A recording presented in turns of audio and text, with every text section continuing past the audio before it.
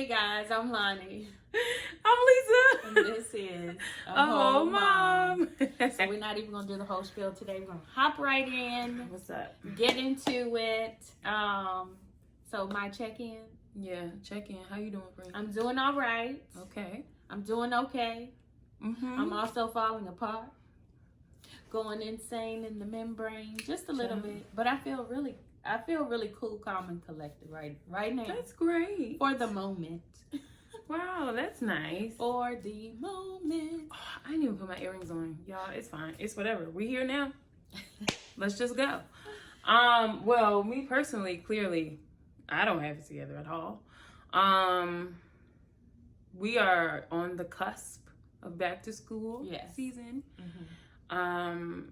Lots of meeting teachers and orientations and blahdy-blahdies.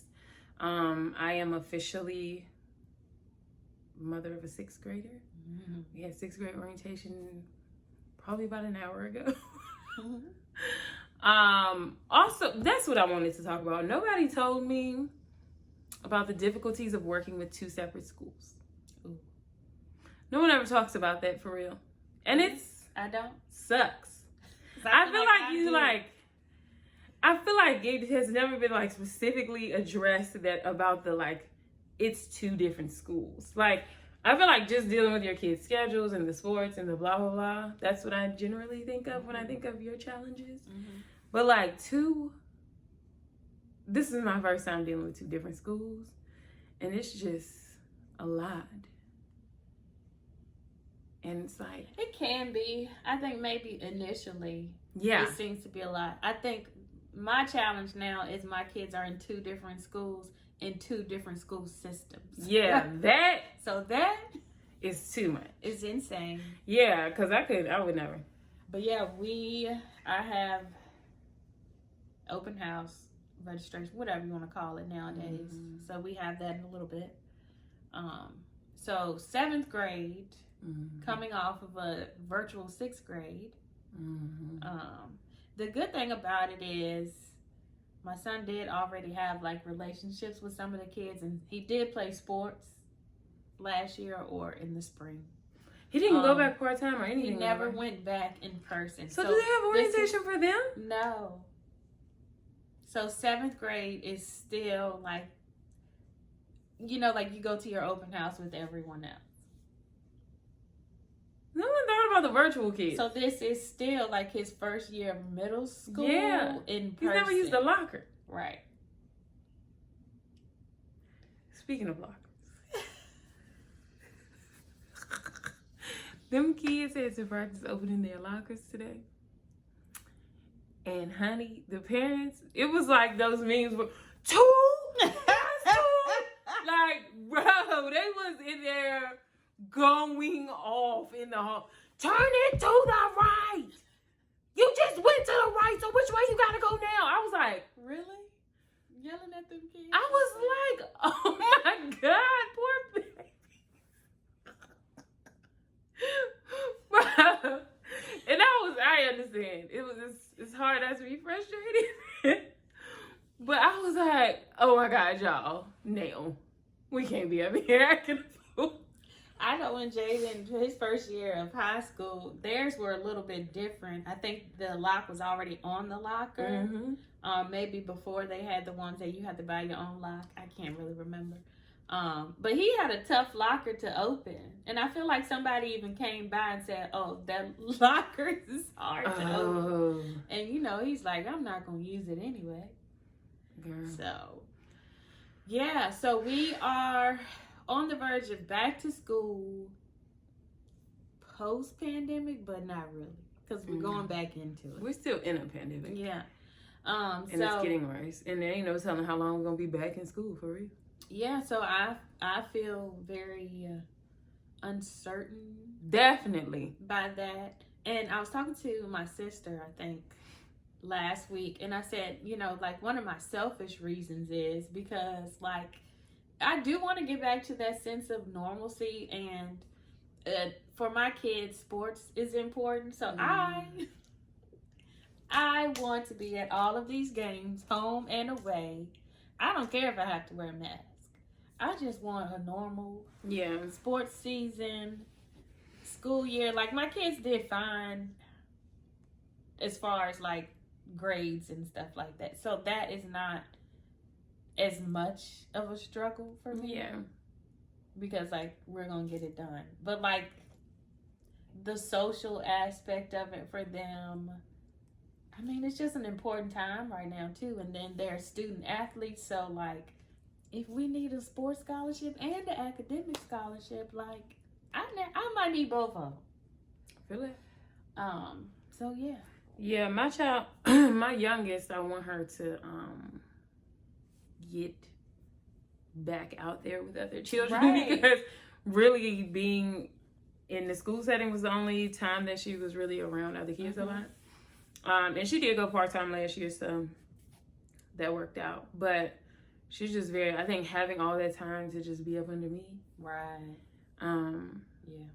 Was not the best. I mean, not that it's not the best, because it's great to spend time with my kid, but I think it just made her even less concerned with like making friends or being out here, because she already is like a very reserved kid, and it's not about that. Right.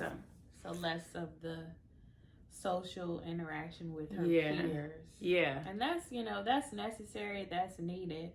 I need for mine to get up out that house, get off them video games. Yeah. One of my sons said last night, he said, "Oh, this is the last night I can stay up." And I said, "And you're not staying up tonight either. Go to bed." You better practice. He still went to bed late. But... Girl, we've been going to bed early. We went to bed late because my oldest got her hair braided yesterday, girl. Of course, I'm having to work, so I had to set the appointment in the late afternoon. Why I do that? We can get about that mug to about 10. Oh. And then I messed around and made the appointment like 30 minutes away. Jeez. Because I didn't realize when I booked the girl that she was out there.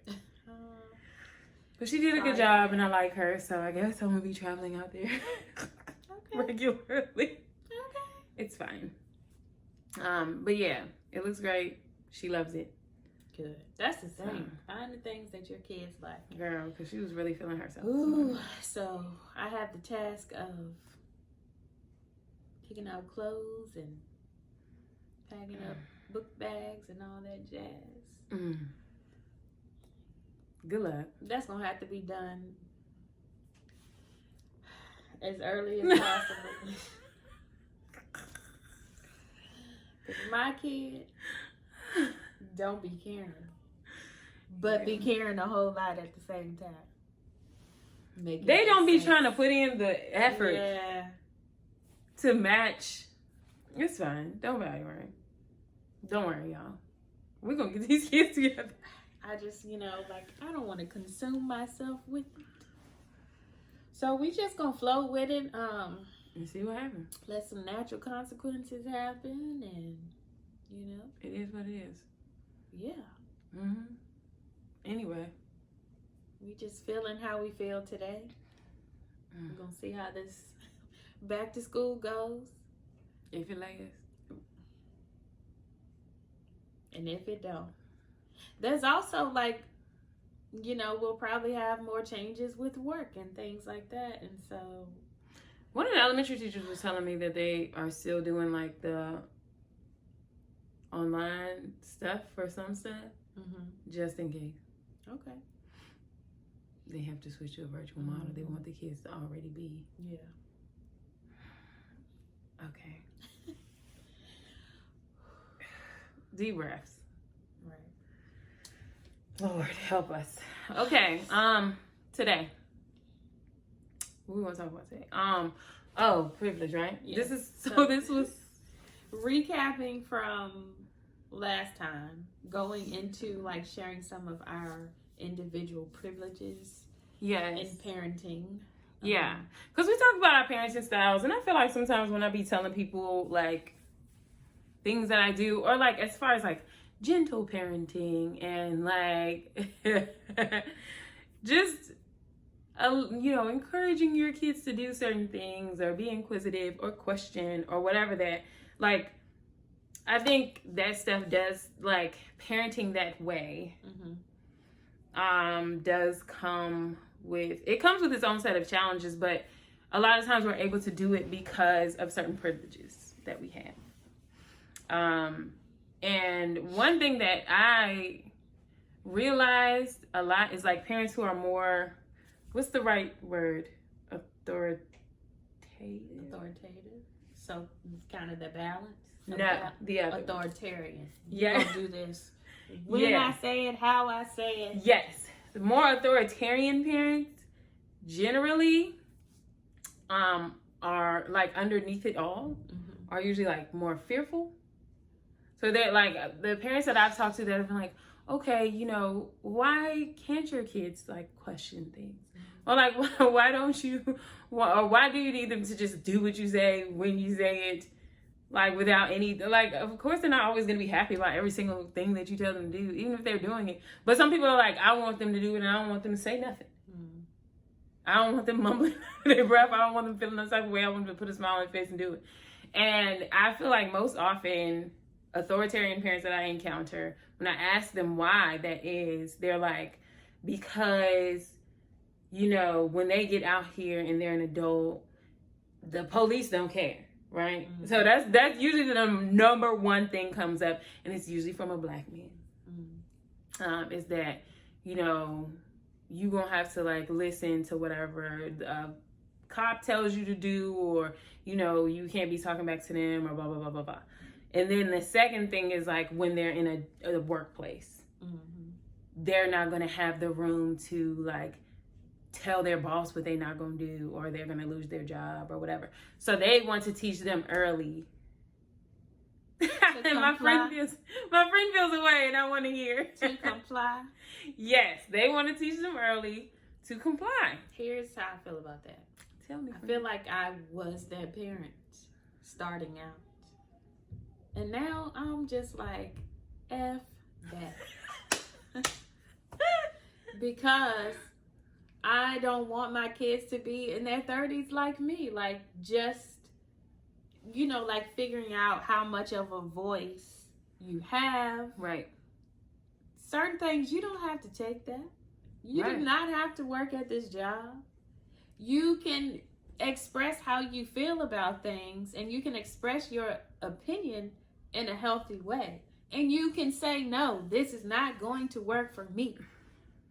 And I just really want my kids to know and understand that they have that voice. Like, even with me, to say, hey, Mom, I didn't like the way you said that, or, you know, that's not going to work for me, or I don't want to talk about it right now.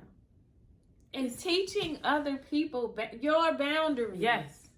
I want them to be able to set them, to be able to maintain them, and not live in a world and feel so fearful of things, or fearful of making someone else uncomfortable. Y'all see me leaning in? You make yourself uncomfortable because you're trying to keep everybody else comfortable. And what do they say? You're creating this war inside yourself. And I just do not want that for them. So F that. Facts. Because I honestly felt like the times where I've talked to parents and heard that, I just feel like they need to quit that job. However, I also feel like people who speak from this perspective, specifically like the parents who are speaking from this perspective, are most often in survival mode. Yes. Right? And so I feel like that's a privilege that we have, right? Yeah, that was definitely on my list. Yeah. Being raised with love, and in love and in survival. But it's like, I think I need my job. Right? But I also feel like you're not going to talk to me any kind of way or treat me any kind of way just because I need this job. And I shouldn't lose my job because I tell you that you can't talk to me in any way, because that's human decency, and I'm pretty sure that should be in everybody's code of ethics. But there are a lot of people who don't feel that way in their workplace, right? They don't feel like they can speak up for themselves. They don't feel like they can say, hey, I'm not comfortable doing this or whatever. They don't feel like they can fully express themselves or their thoughts in their workplace especially with the police, right? Because that one is, I feel like that one is just a right. general fear that a lot of people have. But, and I was thinking about it like, okay, for me, I want, like you said, like I literally, somebody asked me the other day, is like, what is the goal? What is your goal in life? And I was like, to be free. Oh, child. To like live freely. Yes. And do things that I enjoy. And that is the goal that I have for my children. Right. Like, it's for them to be free Black kids. I was literally like laying in the bed last night or the night before, and I'm just like, we really out here not even being able to just freaking live. Yeah. All because somebody maybe bit a piece of fruit, and now we gotta sweat our brow and have painful childbirth. Whatever your beliefs are. Okay? All of the things, right? The systems within which that we live. I can't just walk around naked. We will get into capitalism in a very few minutes. I can't just walk around naked. Just like living. Even if I couldn't walk around naked and live in paradise, like, why I gotta pay for water? Why I gotta work 40 hours? Who put the 40 hours? Whose idea was that? And whose idea was it to pay us these little pocket change? It's fine. The hard work that people out here doing, the dangerous work. I read something the other day, and I think I shared it. It talked about how social workers, whether that be your actual title, whatever your title is, these human services workers going into someone's home solo, dangerous environments. You don't know what you're going into physically, like safety stuff, whatever. Shout out to me. Period. Okay? And you're going into these spaces alone. And then you have, and this is no shade towards anyone, any profession. You know, police officers and other professions who go in pairs. Like, all I got is my phone, and they called it a diary. Your phone and your diary. That's it, dog. Even the pay, and hopefully enough people skills to the pay for a police officer. What? It doesn't make sense to me. Like, the more dangerous your job, the less you get paid. The more interactions you have with other human beings, the less you get paid. It's really I think it's like the less people are spending for the thing, the less you get paid, right? Because capitalism,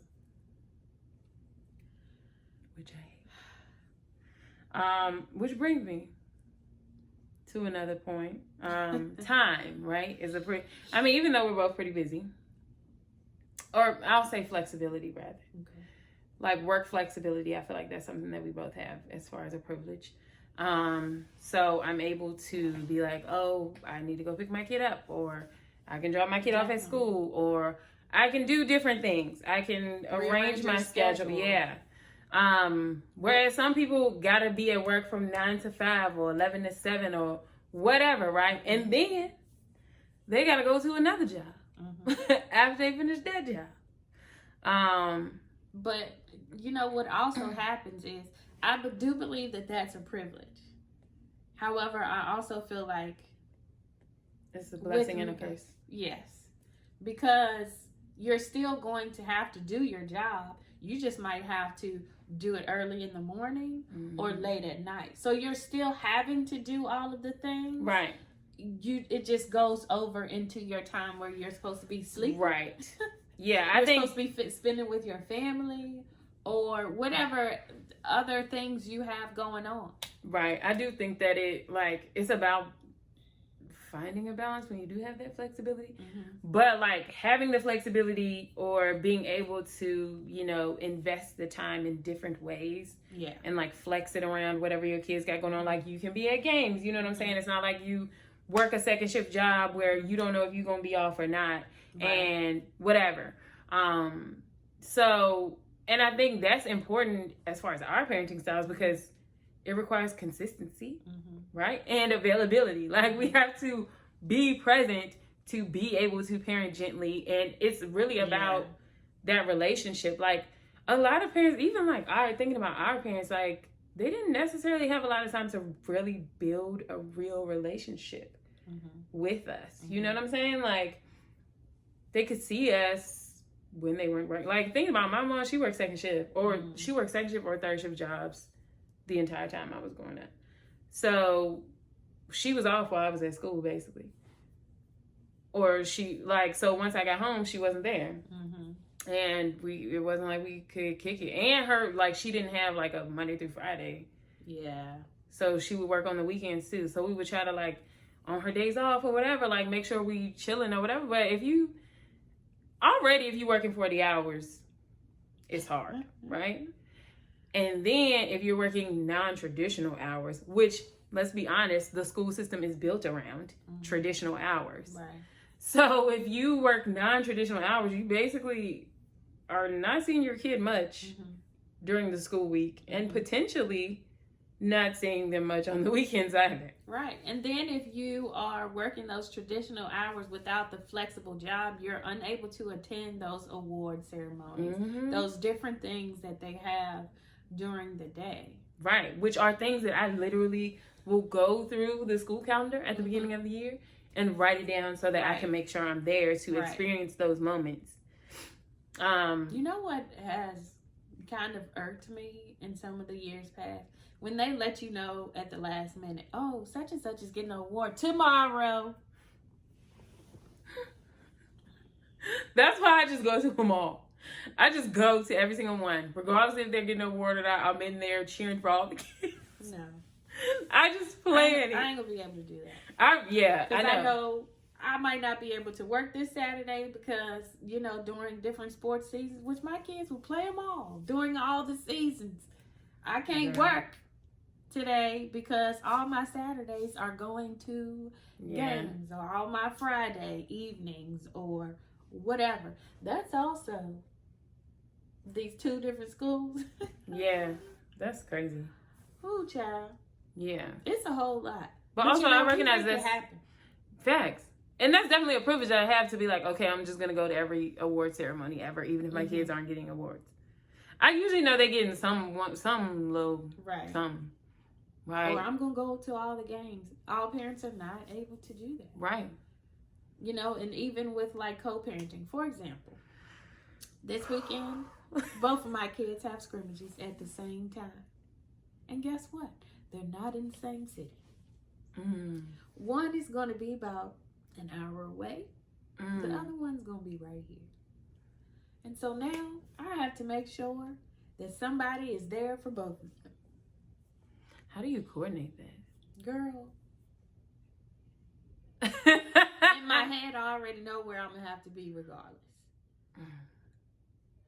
And that, like, what is it? Like the mental load of parenting? Because there's already, like, you're coordinating your own life every day, right? Like, trying to figure out what your needs are, making sure you get enough water, making sure your hair is detangled, making sure you washed your ass this morning. And then... And that's always the last thing. Brush it up in a ponytail, hit high and low. Let's go. Often, my hair takes a backseat. Because, Lord, I told my therapist, like, when my hair has not been detangled in a long time, that's how you know my mental health is struggling. When I'm wearing that puff every day, honey, one time it was like 2 months straight. That ponytail. That puff, and I had not untangled a thing. Now, I will detangle mine, but I can't not. Honey, I'll slick it right up. I'll wash it and don't detangle it. The longest I can go without detangling, because my hair will wrap right around itself. And if I have it up here, it's right in the middle part that's not detangled. And I have to detangle that. Like, at least, I think the longest I've ever went was probably 2 to 3 days. What? You comb your hair that often? Yeah. What? The type of hair that I have. Girl, no. No. I can't deal with the tangles, the lumps and bumps. No. We're going to have... I need to be able to go all the way through with this breath. No way. I just take it right to the edge of that ponytail. No, I can't do that. You crazy. You My crazy. hair also doesn't do like yours. I can't. I guess. Because one thing about it, I probably haven't even combed. It don't act right. I ain't ran a comb through this head in at least 2 weeks. Don't worry. It don't act right. I was looking like Felicia this morning. And will. And don't care. Privileges. Yeah, back. Sorry, Let's roll it back. What'd you just say, though? It made me think about something. You talking about sports. Oh, being in the 2 places. At one. Oh, co-parenting. Yes.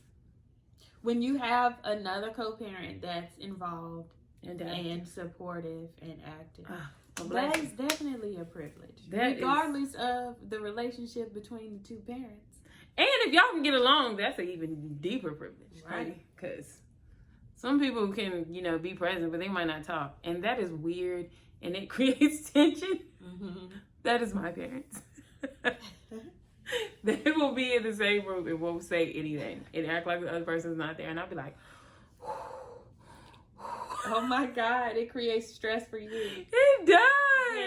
When my dad was alive, I feel like the most they would do is speak to each other. And I feel like my dad was the first one to speak because my mom walk right on by. No, my dad know better than to speak. They don't even. I felt weird, seeing my dad and speaking to him. I don't know this man like that. Not that I know this now man. I gotta speak to him just because I came from him. Like that. I feel you. It was always weird and awkward. But y'all's relationship was different. Anyway, yeah, so. And then, Mom, you telling me I gotta call this man at my grandma's house? I gotta talk to her too. I don't know these people. Who are they? That's what it was like. Yeah, no. Mine is different, but my parents do not talk at all. And so I try to even though I don't have the best relationship with my co-parenting partner, I try to at least be cordial. Yeah. But it gets weird. Sometimes it be hard. Even when you have a good relationship, sometimes things come up and the communication doesn't always go great. I may apologize later if I end up yelling and going off. I might not, because I might just feel like it's all justified. You get what you get. I always tell people a lot of the things that are the reason that you broke up with somebody still come back in your co-parenting relationship. They do. I'm a work in progress. I know that. I understand that. I don't feel like I'm perfect, but one thing about it, I'm going to fight for my kids. Mm-hmm. Yeah. And I will go off about them, and I just don't feel it necessary to apologize for it. Most of the time, the most I will do is apologize for yelling if I yell. That's it. The shit that I say while I'm yelling, it don't be disrespectful. It be just facts. Yelling. It be facts. You know what I'm saying? I'm sorry if the yelling hurt your feelings. Now, if I was to lay somebody out and call them names, I don't feel like you would do that at this point. Yeah, back in the day, no filter, no kind of muzzle on my mouth. I don't care what is coming out, because now I'm mad and the dragon has been unleashed. Now, you going off? I don't go off. Like talking about it. Every once in a blue moon. And I wouldn't even say once a year. Okay. Well, that's good, friend. I don't really go off, ever. I mean, sometimes, occasionally. Right. Like you have. It's just be like, that's enough. Like, all right. Right. That's plenty. We're not doing this. So we're not even communicating well at this point. Yeah. And if you continue to talk to me, and I have not removed myself from the situation, then now we finna argue. And sometimes it just be like that. And we come back later, laugh about it. Because we got to. You remember that time? Yeah. No, don't remember no times with me, because then I'm going to get mad again. You made me so mad. Bruh, I really got mad all over again. And that's the type of person I am. Yeah, like, I don't feel like arguing with people. I'll just walk away. I do. I was listening to something the other day. I think it was the Manifest Destiny girl on Instagram. Love her. And she said something about, like, you have to, like, understand the person that you're co-parenting with, like, where they are. Where they are in life, where they are as far as, like, their communication skills, their level of perception or, understanding what you're saying. Can this person even receive certain things from you? Right. I know who can receive what from me. So I know how to choose my battle. And that's real. And even like understanding where they are as far as their temperament right now in this moment. Yeah. Right? Mm-hmm. Yeah, because honey. There have been times, even this year, where I feel like I apologized. And maybe that apology didn't really have shit to do with me. Excuse me. But, this person like voiced how what I said made them uncomfortable. And even though that was not like my intention, like it was like a laughing, playful type moment. And, I feel like I said something along the lines of, like, I hear you. I respect and I hear what you're saying. And I'll never say something like that to that person again. But that's also a you issue, because what about this triggered you? Yeah. But also you have to recognize, like, if it you was say something, yeah, I'll never, I'm going to respect you enough to never. Right. Yeah. Yeah, co-parenting is a doozy. Always has been, always will be. But it's even definitely if you co-parenting with somebody else to have a co-parent, to be able to share some type of responsibility with someone else, with the other parent. Yes, because y'all know, most of y'all should know, that my co-parent is incarcerated right now.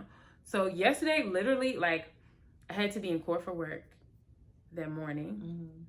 And then I had to be back home to take my youngest to meet her teacher at the school. Then I had to go back to court for another hearing.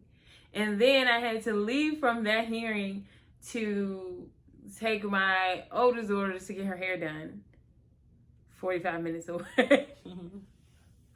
And so it was just a bunch of, like, and my court is across town. So I'm like back and forth all day bouncing, and then like trying to feed them in between, and they got needs. And what if they moody? Girl, and then if they moody and I'm trying to rush and we're trying to get here, you know what I'm saying? That goes back to that damn mental load again. Right? Okay, I have to be conscious of how my kid is feeling right now. Are there things that I can do to make sure that we're ahead of schedule, right? So that I'm not rushing them at the last minute, and that's on top of their already bad mood. Because my oldest was in a mood this morning, honey. My kids are at the age of, what can you do to help yourself, right, and to help us as a whole group? Yeah. And so that's what I have been trying to teach all summer long. And we finna see how this gonna work out during the school year. But I mean, it's definitely been a challenge, like, over the summer. And like, my kids are still, they've been at practices. They haven't really had too much of a break, especially my oldest. Because like, once you get to that high school level, he's going into his junior year. School and sports is like your job, because if you're a student athlete, like, you're looking to get scholarships. Yeah. Like, missing practices or anything is like very detrimental. Yeah. To playing time and all of that. And so he hasn't had much of a break. And so I tried to like find that balance in like, is this a good time to push? Or just let him chill. Right. And so, you know, I don't think I've done a great job of finding that balance. Yeah.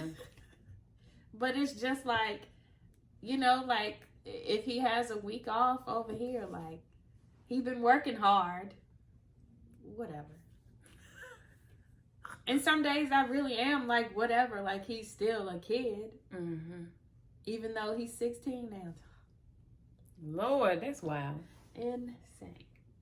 I think our biggest privilege probably, also this is not an exhaustive list, right? Mm-hmm. We all have different privileges and things. Like I think if you sit down and think about the intersections of your life and like, okay, what helps to make this easier for me? Mm-hmm. What makes parenting easier for me? Mm-hmm. I think our biggest privilege is our work. I mean,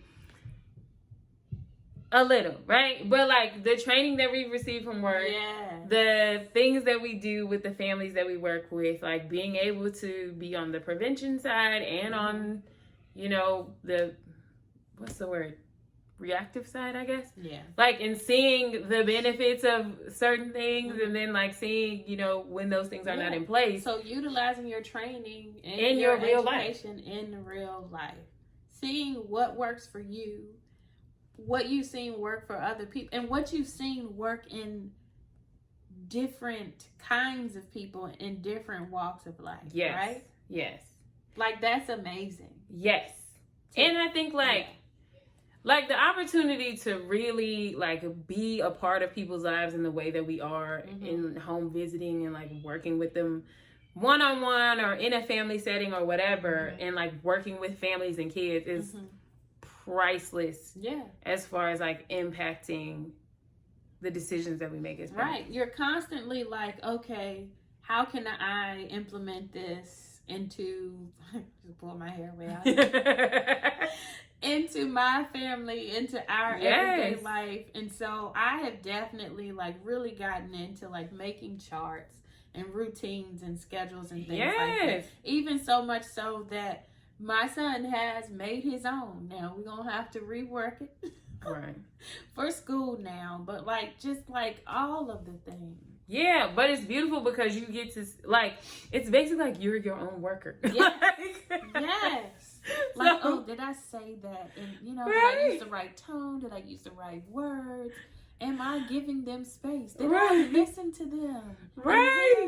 So many things. Because you like so much other stuff we pick. You know, like when you're in church and they be like, Lord, I'm ministering to myself. Like, yes. That's how I be at work like, right. I'm sitting up here trying to tell this person about this thing, and I'm talking to myself about it. It's huge in evolving as a parent. Yeah. You know? And because most of the time, the services that we provide, like, people don't get involved in them until there's a problem, right? So it's not generally something that's taught up front, like, oh, well, you should try this in order to get these results. Like often it's because there are behavior problems or there are all these issues that then a specialist or home visitor comes in to teach you something. So for us to learn about those tools prior to having issues. In the midst of them. Right, or in the midst of them. Or even to just like be prepared for those issues to come up. Right. Is definitely valuable. I agree. Yeah.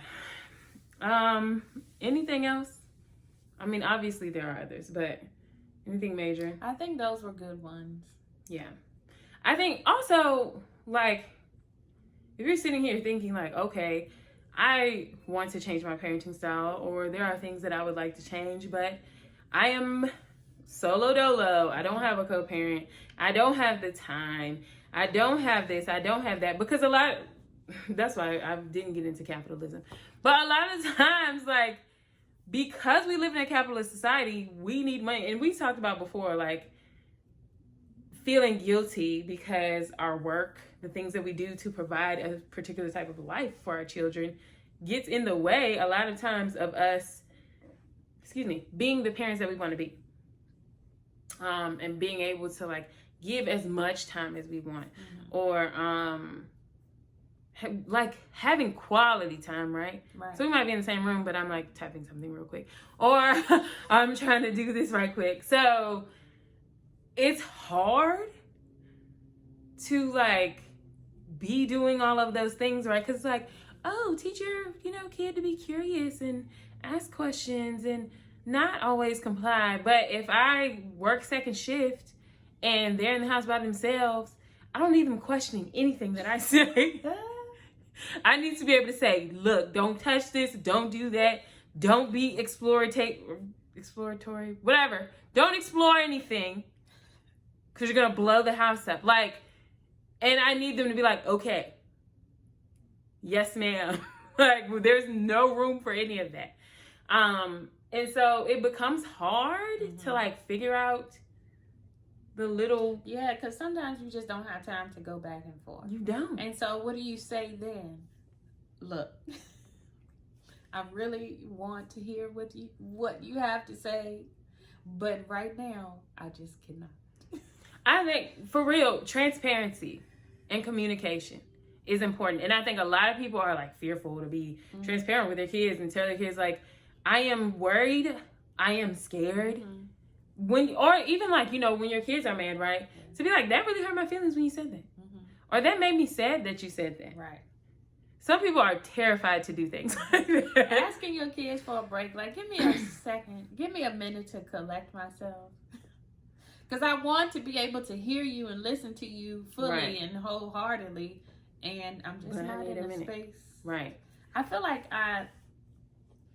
one day I asked my kid, I was like, hold on for a second. Because, like, I'm shifting my brain from one thing to another. And I'm just like, hold on. A minute. Because, like, right now my brain is like this. Yeah. Sometimes it's overwhelming. And I literally, like, just needed a couple seconds to shift from one thing to the other so I could really hear what they were saying. Facts. Otherwise, you were going to continue to repeat what it is. Like, huh? And then you're going to be frustrated or annoyed or think that I'm not listening. And now it's a mess. But I think, like, if you find that maybe you don't have any of these privileges, right, that we have, or you just find that you're struggling in different areas of life, I think, one, identifying the privileges that you do have, the support that you do have, but, like, being transparent with your kids, communicating with them, and there was another thing that I had in my brain that I lost because this is what happened. That was it. Power dynamics.